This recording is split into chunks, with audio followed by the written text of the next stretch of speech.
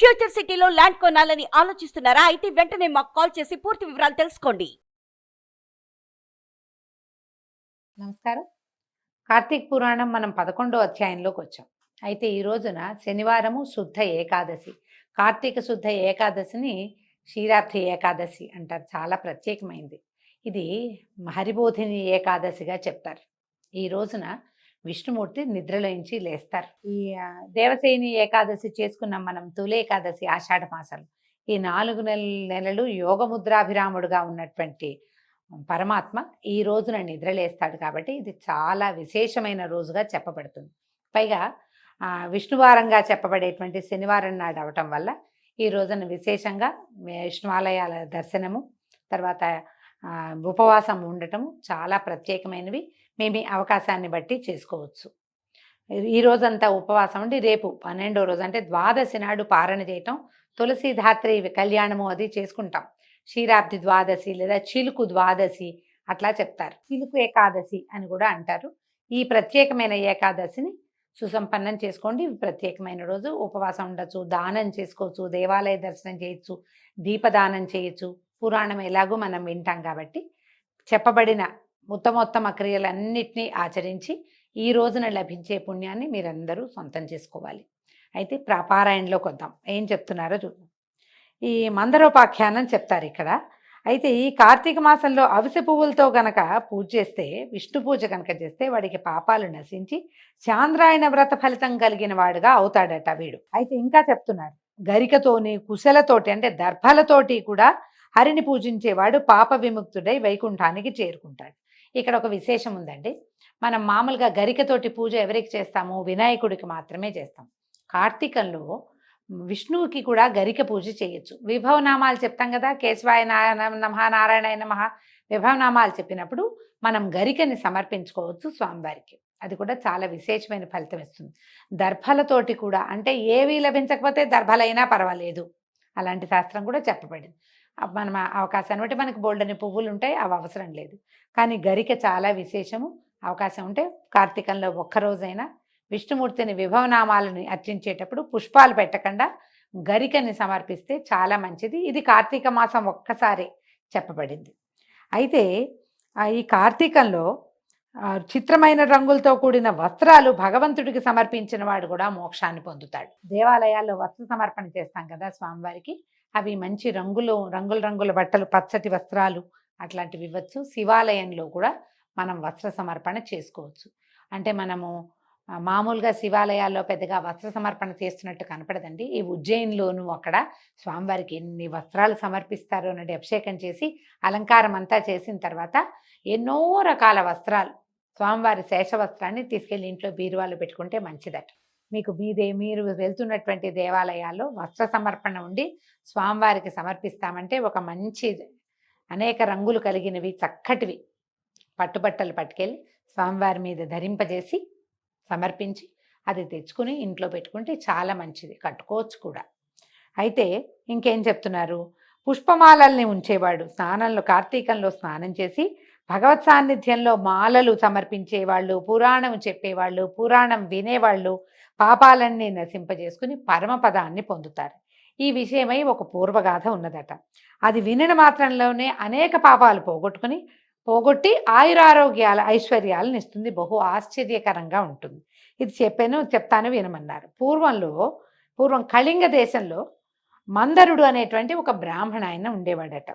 ఈయన స్నానం సంధ్యాదులు విడిచి ఇతరులకి కూలి చేస్తుండేవాడు. ఆయన చేయవలసిన కూలి చేయటం ఏం తప్పు కాదండి, పని చేయటం తప్పని కాదు. అసలు చేయవలసిన విధి ఒకటి ఉంది కదా. బ్రాహ్మణుడు దేశక్షేమం కోరి, లోకక్షేమాన్ని కోరి కొన్ని చేయాలి విధులు. సొంతానికి కూడా అవి అవసరం. స్నానము, సంధ్య, జపతపాదులు అత్యవసరంగా చేయాలి. అవి చేసి నువ్వు ఇంకేమైనా చేయొచ్చు. ఇవి మానేసి అవి చేయకూడదు. ఈ మానేసి ఈయన రకరకాల క్రియలు చేసేవాడు. అయితే ఇతనికి మంచి గుణాలు కలిగినటువంటి సుశీల అనే భార్య కూడా ఉండేది. ఆమె పతివ్రత, ఉత్తమ సాముద్రిక లక్షణాలతో కలిగిందై చక్కగా సౌందర్యవతిగా కూడా అమ్మాయి బాగుండేదట. అయితే ఈ భర్త దుర్గుణపూర్ణుడైనా అతని యందు ద్వేషమునుంచక సేవిస్తూ ఉండేది.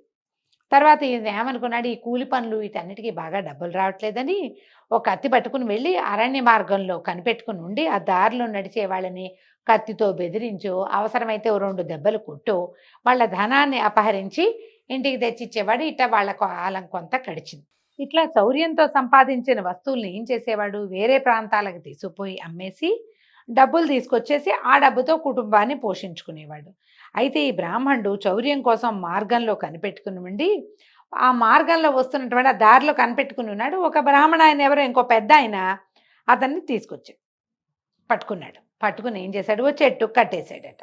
మర్రి చెట్టు కట్టేసి ఆయన డబ్బంతా లాక్కున్నాడు. ఇంతలో ఏమైంది, ఒక కిరాతుడు వచ్చాడు ఆ ప్రాంతానికి. ఈ బ్రాహ్మణుడు ఈ ఊర్లో ఉండేవాడైన వాడికే ఒక క్రూర కర్మ చేద్దామన్న ఉద్దేశం ఉంది. కిరాతుడు అంటే సహజంగానే క్రూర కర్మలు చేస్తాడు. వాడికి ఎవరైనా లెక్కలేదు. వాడేం చేశాడు, ఈ కట్టేసున్న బ్రాహ్మణ్ణి, కట్టిన బ్రాహ్మణుణ్ణి ఇద్దరిని సంహరించాడు. సంహరించి ఈ వీళ్ళ దగ్గర ఉన్నటువంటి సొమ్ము, ఆయన సొమ్ము ఈయన దొంగిలించాడు. కట్టేసిన ఆయన దగ్గర నుంచి, కట్టబడిన ఆయన దగ్గర నుంచి కట్టేసిన వాడు కొంత సొమ్ము అపహరిస్తే ఆ సొమ్ముని ఈ కిరాతుడు అపహరించాడు. తర్వాత ఏమైంది, ఆ పక్కనే ఒక గుహలో వీడు భోజనం చేద్దాం అనుకున్నాడు. ఏదో తెచ్చుకున్నాడు చిన్న తిండి. అది తినడం కోసం ఒక అడుగు పక్కకేసి ఆ గుహలో కూర్చున్నాడు. ఆ గుహ లోపల ఏ మధ్యాహ్నమో వెళ్ళి విశ్రాంతిగా పడుకునుంది చల్లదనానికి ఒక పులి. ఈ మనుష్యుడి వాసన కొట్టి అదేం చేసింది, బయటకు వచ్చి కూర్చుని శుభ్రంగా అన్నం తింటున్నటువంటి కిరాతుడిని కొట్టిందట. కొట్టేసరికి పంజా వేసి కొట్టింది. కిరాతుడు కూడా దెబ్బతిన్నాడు. కానీ వాడు ఇలాంటి వాటికి అలవాటు పడి ఉన్నవాడు. చటుక్కుని ఏం చేశాడు, పక్కనే పెట్టుకున్న కత్తి, బాణము అవి ఇవి ఉన్నాయి, కత్తి పెట్టి పులిని కొట్టాడు. కొట్టేసరికల్లా ఒక పులి దెబ్బకి కిరాతుడు, కిరాతుడి దెబ్బకి పులి, ఇద్దరు మరణించారు. ఇక్కడ ఏమైంది, బయట ఈ గుహ పక్కనే ఇద్దరు బ్రాహ్మణులు, గుహ మొదటి గుమ్మంలోనే పులి, కిరాతుడు ఒకేసారి మరణించారు. యమలోకానికి వచ్చారు. యమలోకంలో కాలసూత్రం అనే ఒక నరకంలో పడేశారట. పడేస్తే ఈ నలుగురిని, అంటే 4 జీవాత్మలు, అదే నలుగురి యొక్క యాతనా శరీరాలని యమభట్లు ఏం చేశారట, పురుగులు, అమేధ్యం అంటే బురద, అంటే దుర్గంధపు ఇష్టమైన మలమూత్రాదులు లాంటివన్నమాట, వాటితో కూడినటువంటి భయంకరమైన చీకటిలో, తప్త రక్త కూపంలోను బాగా కాలుతున్నటువంటి నెత్తుట్లో కూడా పడేశారట. అయితే ఏమైంది, పాపం ఈయన భార్య ఉంది కదా సుశీలని, మొట్టమొదట బ్రాహ్మణుడి భార్య, కథలో మొదటివాడి భార్య మందరుడు అనేవాడు, వాడి భార్య ఇంకా భర్త వస్తాడని ఆయన కోసం రోజు కాస్త అన్నంత అన్నం వండుకుని చూసి, అతను రాకపోతే సాయంకాలం తనే భుజించి నిరంతరము భర్తను గురించే ఆలోచిస్తూ పాపం అలా వెయిట్ చేస్తూ ఉంది కొంతకాలానికి.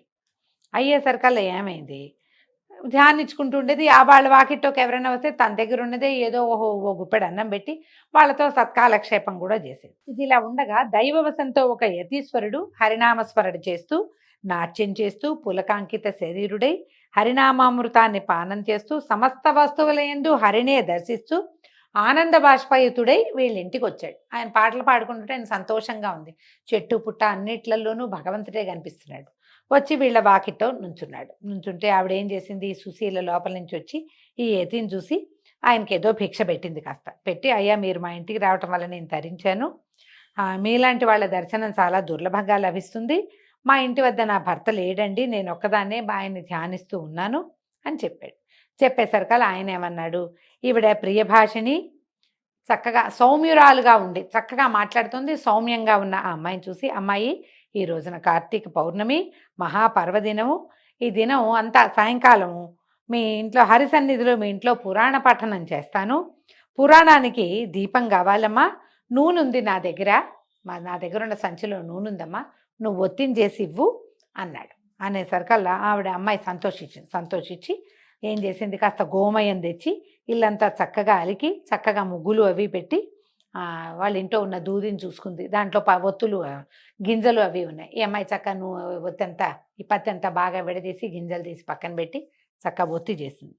చేసి 2 ఒత్తులు చేసి ఈయన దగ్గర యతీశ్వరుడి దగ్గర నూనె ఉందన్నాడుగా, ఇంట్లో నుంచి ఓ పాత ప్రమిద ఏదో తీసుకొచ్చింది. ఆయన నూనె పోసాడు. ఈ అమ్మాయి ఒత్తులు వేసి చక్కగా వెలిగించి స్వామివారికి సమర్పించింది. ఆ దీపము ఒత్తి ఇచ్చినందుకు ఎంత సంతోషం కలిగిందో ఆ అమ్మాయికి. అయితే ఆయన ఏం చేశాడు, ఆ దీపం పెట్టుకుని హరిని పూజించి మనశ్శుద్ధి కోసమే పురాణ పఠనం అండి, పురాణ పఠనం చదవటం మొదలుపెట్టాడు. ఈ అమ్మాయి ఏం చేసింది, చుట్టుపక్కల కొన్ని ఇళ్ళవాళ్ళు ఉంటే వాళ్ళందరికీ ఇంటికి పోయి, ఇవాళ పౌర్ణమిట, ఈ రోజున పురాణ శ్రవణం చేస్తే చాలా మంచిది, మా ఇంటో వాకిట్టో ఒక యతీశ్వరుడు వస్తే ఆయన ఉండమన్నాను. ఆయన పురాణ పఠనం చేస్తున్నాడు. చాలామంది పిలుచుకొచ్చింది. అందరితో పాటు తను కూడా కూర్చుని శ్రద్ధగా పురాణం విన్నది. ఈ తర్వాత ఆయన తెల్లవారేసరికి యతీశ్వరుడు ఆయన దారిన ఆయన వెళ్ళిపోయాడు. కొంతకాలానికి హరిధ్యానం చేత ఇప్పుడు ఆయన అంతకుముందు ఆవిడ భర్తను ధ్యానిస్తూ ఉండేది బుద్ధిమంతురాలుగా. ఈ యతీశ్వరుడు వచ్చి హరిధ్యానాన్ని ఆయన ఏదో పాట పాడాడు. మనం చూడండి, ఎవరైనా ఒక పాట పాడారనుకోండి, మర్నాడు మూడో రోజు ఆ పాట మన వెనకాల పడుతుంది. మనం కూడా అదే పాడుకుంటూ ఉంటాం. ఈ అమ్మాయి అట్లాగా ఆయన హరినామ ధ్యానం చేశాడో ఆ ధ్యానం ఈ అమ్మాయికి అంటుకుని క్రమంగా ఎంతసేపు అదే పాడుకుంటూ ఉండేది. కొన్నాళ్ళకి మృతి చెందింది, మరణించిందట.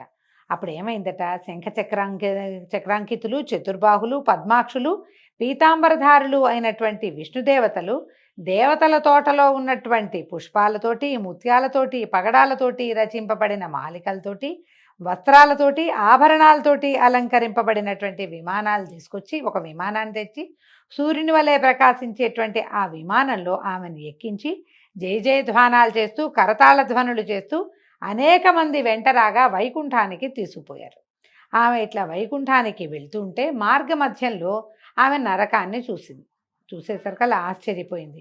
అయ్యా ఒక్క నిమిషం విష్ణుదూతలారా ఉండండి నాయనా అని చెప్పి ఈ నరక కూపంలో చూస్తే ఆ నరక కూపంలో ఈమెకి దైవవశాత్తు ఆమె భర్త ఇంకో ముగ్గురితో కలిసి అక్కడ కనపడేసరికల్లా అయ్యో ఈ నరక కూపంలో నా భర్త ఎందుకున్నాడు, ఆ విషయం ఏమిటో చెప్పండి అని బతిమలాడింది. అప్పుడు విష్ణుదూతలు ఇట్లా చెప్పారట, అమ్మా వీడు నీ భర్త ఏమో, ఇతడు కూలి చేసి తర్వాత దొంగతనం చేసి పరధనాపరణ చేసి వేదోక్తమైన ఆచారాన్ని వదిలి దుర్మార్గులతో చేరాడు, అందువల్లనే వీడు నరకంలో ఉన్నాడమ్మా అన్నాడు. ఈ రెండో బ్రాహ్మణుడైతే ఎవరైతే ఉన్నాడో అతను మిత్రద్రోహి, పరమపాతకుడు, బాల్యం నుంచి మిత్రుడిగా ఉన్నటువంటి ఒక యువకుడిని సంహరించి వాడి ధనాన్ని అపహరించి తన ఊరు వెళ్తుంటే నీ భర్త వీడిని కట్టేసి వాడి ధనాన్ని అపహరించాడు. ఇంతలో ఏమైంది, ఈ కిరాతుడి చేతిలో చంపబడ్డారు ఇద్దరు. పాపాత్ముడు గనక వాడు కూడా నరకంలోనే పడ్డాడు. ఇక మూడో వాడు ఉన్నాడే, వాడు కిరాతుడు. వాడేం చేశాడు, ఈ ఇద్దరు బ్రాహ్మణుల్ని సంహరించాడు, అందుకని వీడు కూడా నరకంలో ఉన్నాడు.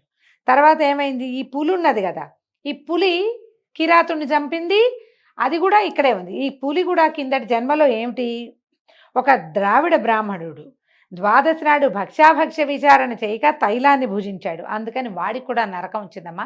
వీళ్ళు నలుగురు ఒకసారి చచ్చిపోయేసరికి నలుగురికి ఒకే నరకము ఒకే సమయంలో లభించింది, వీళ్ళు నరకయాతల్ని పొందుతున్నారు అనేసరికల్లా అప్పుడు ఈవిడ అడిగిందట ఈ సుశీల అనే అమ్మాయి, అయ్యా మీరు ఏ పుణ్యం వలన నరకం నుండి విముక్తులవుతారు, వీళ్ళు ఏం చేస్తే వీళ్ళకి విముక్తి వస్తుంది అని అడిగేసరికల్లా దూతలు అన్నారట, అమ్మ కార్తీక మాసమందు నీ చేత చేయబడినటువంటి పుణ్యంలో పురాణ శ్రవణ ఫలితం ఒకటి ఉంది కదా, నువ్వు దీపం పెట్టావు అది నీకు ఉంచుకో, కానీ పురాణ శ్రవణం చేసావు దానికి ప్రత్యేకమైన ఫలితం ఉంది కదా, దాన్ని నీ భర్తకి ఇవ్వు, దానివల్ల అతడు విముక్తుడవుతాడు.